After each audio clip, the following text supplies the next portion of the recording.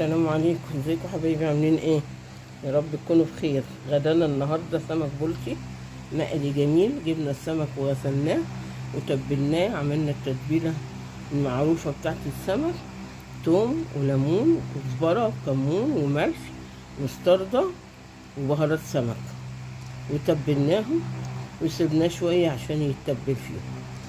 وعملنا رز سمك بالبصل، وعملنا سلطة،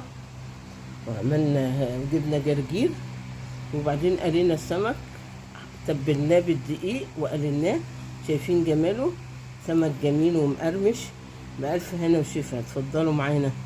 حط اللايك بقى لعائلة نهى 22، واشتركي في القناة عشان يصلك كل جديد بنعمله.